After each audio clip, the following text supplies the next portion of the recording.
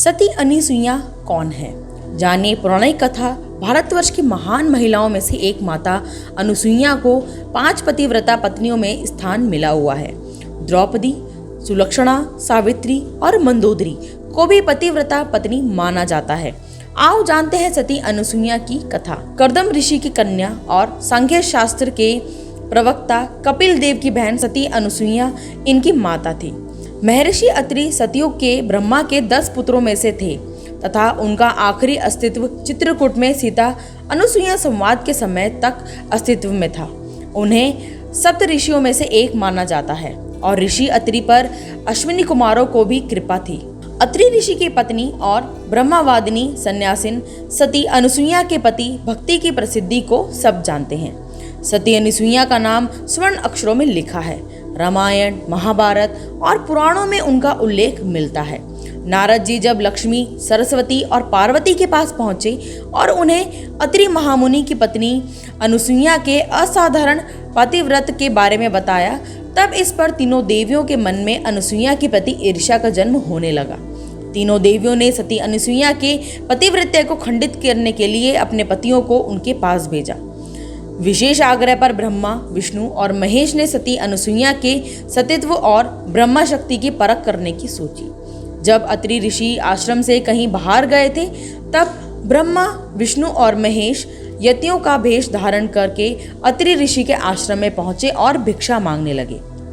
अतिथि सत्कार की परंपरा के चलते सती अनसुईया ने त्रिमूर्तियों का उचित रूप से स्वागत करके उन्हें खाने के लिए निमंत्रित किया। लेकिन यतियों के भेष में त्रिमूर्तियों ने एक स्वर में कहा, हे साध्वी, हमारा एक नियम है कि जब तुम नग्न होकर भोजन परोसोगी तभी हम भोजन करेंगे। अनसुईया ने जैसी आपकी इच्छा, यह कहते हुए यतियों पर जल छिड़ककर तीनों को 3 प्यारे शिशुओं के रूप में बदल दिया। तब अनसुईया के हृदय में मातृत्व का भाव उमड़ पड़ा। फिर शिशुओं को दूध भात खिलाया और तीनों को गोद में सुलाया तो तीनों गहरी नींद में सो गए। अनसुईया माता ने तीनों को झूले में झुलाकर कहा, तीनों लोकों पर शासन करने वाले त्रिमूर्ति मेरे शिशु बन गए, मेरे भाग्य को क्या कहा जाए। फिर वह मधुरकंठ से लोरी गाने लगी। उसी समय कहीं से एक सफेद बैल आश्रम में पहुंचा। एक विशाल गरुड़ पंख फड़फड़ाते हुए आश्रम पर उड़ने लगा और एक राजहंस कमल की चोंच में लिए हुए आया और आकर द्वार पर उतर गया। यह नजारा देखकर नारद, लक्ष्मी, सरस्वती और पार्वती आ पहुंचे। नारद ने विनय पूर्वक अनसुईया से कहा, माते, अपने पतियों से संबंधित प्राणियों को आपके द्वार पर देखकर ये तीनों देवियां यहाँ पर आ गई हैं। ये अपने पतियों को ढूंढ रही थी। इनके पतियों को कृपया इन्हें सौंप दीजिए। अनसुईया ने तीनों देवियों को प्रणाम करके कहा, माताओं, झूलों में सोने वाले शिशु अगर आपके पति हैं तो इनको आप ले जा सकती हैं। लेकिन जब तीनों देवियों ने तीनों शिशुओं को देखा तो एक समान लगने लगे।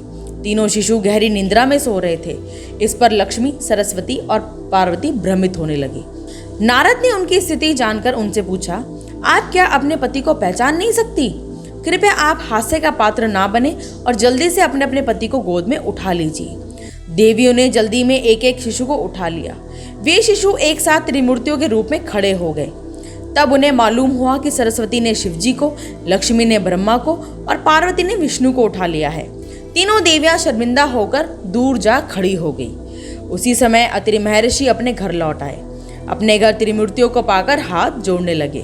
तभी ब्रह्मा, विष्णु और महेश ने एक होकर दत्तात्रेय रूप धारण किया।